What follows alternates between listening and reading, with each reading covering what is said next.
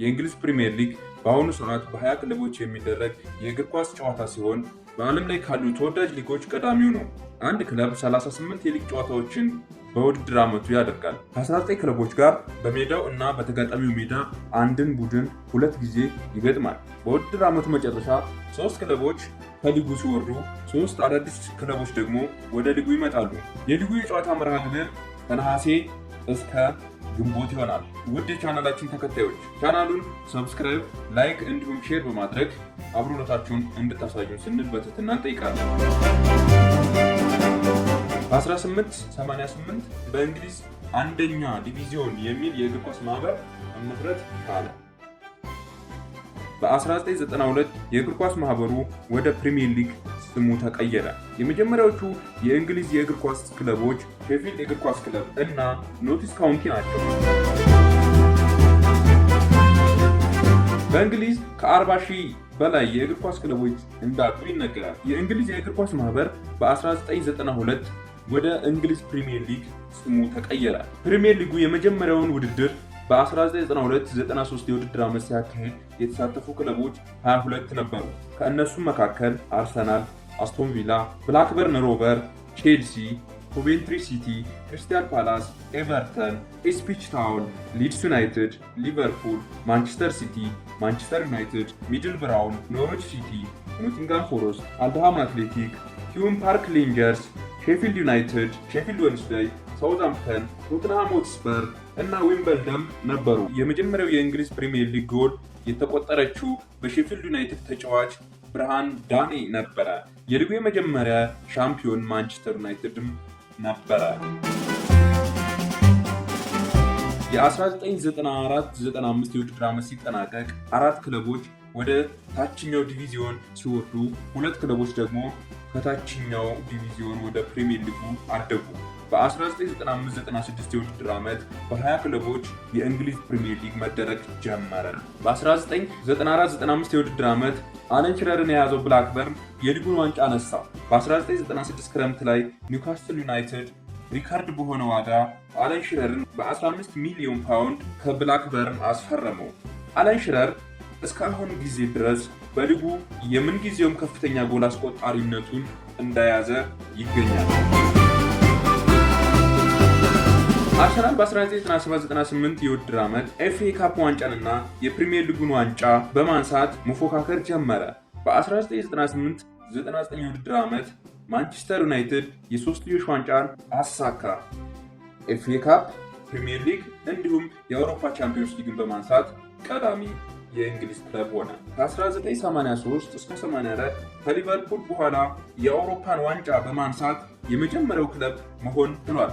ማንቸስተር በ2000ዎቹ ሊጉን አርሰናል፣ ቼልሲ፣ ሊቨርፑል እና ማንቸስተር ዩናይትድ ሲቆጣጠሩ ከደረጃ ሰንጠረዡ ከ1 እስከ 4 ያሉትን በመያዝ ቶፕ 4 እየተባሉ መጠራት ጀመሩ። በ2000ዎቹ ማንቸስተር ዩናይትድ 5 ጊዜ የሊጉን ዋንጫ አንስቷል። በ1999-2000 የውድድር ዓመት፣ 2000-2001 የውድድር ዓመት፣ 2002-2003፣ 2005-2007፣ 2006-2007 የውድድር ዓመት እና 2007-2008 የውድድር ዓመት ማንቸስተር ዩናይትድ የሊጉን ዋንጫ ማንሳት ችሏል። አርሰናል 2 ጊዜ ያነሳ ሲሆን በ2001-2002 እና 2003-2004፣ ቼልሲ 3 ጊዜ በማንሳት በ2004-2005፣ 2005-2006 እና 2009-2010 በማንሳት የ2000ዎቹ ገናና ክለቦች ነበሩ። በ2003-2004 የውድድር ዓመት አርሰናል ያሳካው የሊጉ ዋንጫ አንድም ጨዋታ 38ቱንም ባለመሸነፍ ስለነበረ ኢንቪዚብል የሚል ቅጽል ስም ተሰጥቷል።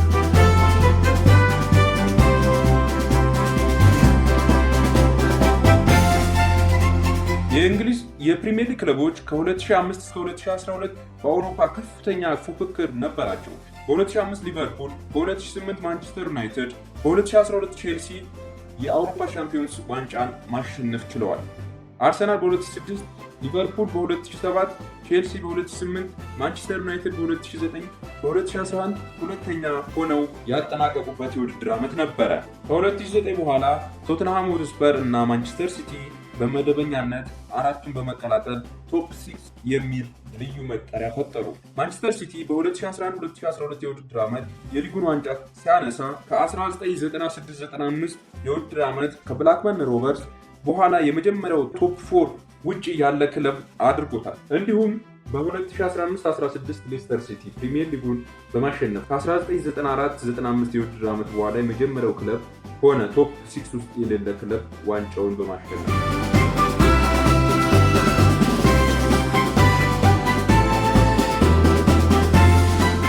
በ2019-2020 የውድድር ዓመት የቪዲዮ ዳኝነት VAR በሊጉ የተጀመረ ሲሆን በዚሁ ዓመት ከ30 ዓመታት በኋላ ሊቨርፑል ሻምፒዮን መሆን ችሏል። በሚያዝያ 26 2021 ሌስተር ሲቲ እና ክሪስታል ፓላስ ሲጫወቱ ጨዋታው ተቋረጠ። የረመዳን ጾም የሚጾሙ ተጫዋቾችን ጾማቸውን እንዲፈቱ ለማስቻል ነበር ጨዋታው የተቋረጠው። በዚህ ምክንያት የሊጉ ጨዋታ ሲቋረጥ ለመጀመሪያ ጊዜ ነበረ። ከዚህ በፊት በእንደዚህ ያለ ኬዝ ጨዋታ ተቋርጦ አያውቅም ነበር።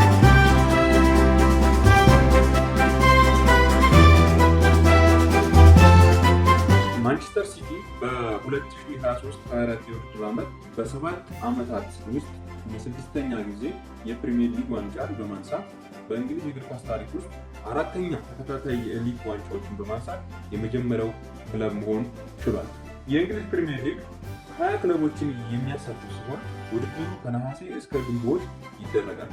እያንዳንዱ ክለብ ሌሎች ክለቦችን 2 ጊዜ የሚገጥሙ ሲሆን አንድ ጊዜ በሜዳ ሌላ ጊዜ ደግሞ በተጋጣሚው ሜዳ አጠቃላይ 38 ጨዋታዎችን በሊጉ ያደርጋሉ ማለት ነው። ሲያሸንፉ 3 ነጥብ፣ አቻ ሲለያዩ 1 ነጥብ፣ ሲሸነፉ ደግሞ 0 ነጥብ ወይም ነጥብ አይኖራቸውም ማለት ነው። ደረጃቸውን ባስመዘገቡት የነጥብ ብዛት ባላቸው የጎል ልዩነት ባስቆጠሩት ጎል ይቆጠራል ማለት ነው። በዚህ ሁሉ እኩል ከሆኑ ተመሳሳይ ደረጃ ላይ እንዳሉ ይቆጠራል። ለዋንጫ ለመውረድ ወይም ወደ ሌላ ውድድር ለመሸጋገር እኩል ከሆነ በቡድኖቹ እርስ በእርስ በተደረገ ጨዋታ በተገኘ ውጤት ይለያሉ ማለት ነው። እንደዛም ሆኖ እኩል ከሆኑ ከሜዳ ውጪ ብዙ ጎል ባስቆጠረ ይዳኛሉ ማለት ነው። አሁንም እኩል ከሆኑ በገለልተኛ ሜዳ በሚደረግ የጥሎ ማለፍ ጨዋታ ደረጃቸው ይወሰናል ማለት ነው።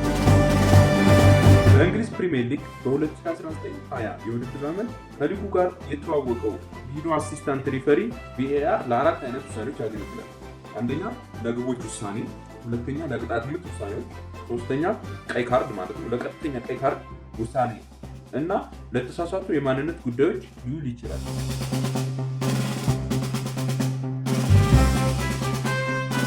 ከ1992-93 የእንግሊዝ ፕሪሚየር ሊግ የውድድር ዓመት ጀምሮ ማንቸስተር ዩናይትድ 13፣ ማንቸስተር ሲቲ 8፣ ቼልሲ 5፣ አርሰናል 3፣ ሊቨርፑል 2፣ ብላክበርን ሮቨርስ 1 እንዲሁም ሌስተር ሲቲ አንድ ጊዜ የሊጉን ዋንጫ ማንሳት ችለዋል።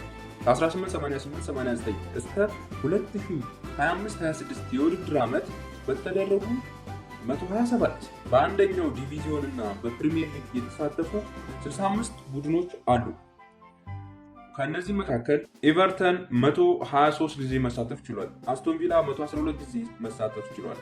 ሊቨርፑል 111 ጊዜ፣ አርሰናል 109 ጊዜ፣ ማንቸስተር ዩናይትድ 101 ጊዜ፣ ማንቸስተር ሲቲ 97 ጊዜ፣ ኒውካስል ዩናይትድ 94 ጊዜ፣ ቼልሲ እና ቶተንሃም እኩል 91 ጊዜ፣ ሰንደርላንድ 87 ጊዜ፣ ዌስት ብሮምዊች 81 ጊዜ፣ ቦልተን ወንደረርስ 73 ጊዜ፣ ብላክበርን ሮቨርስ 72 ጊዜ። አሁንም በእንግሊዝ ፕሪሚየር ሊግ የተጫወቱ ያሉ ክለቦች ከዛ በታች ነው ማለት ነው። እስካሁን ድረስ በእንግሊዝ አንደኛ ዲቪዚዮን ወይም በፕሪሚየር ሊጉ 127 የውድድር ዓመት ጨዋታዎች ተደርገዋል ማለት ነው።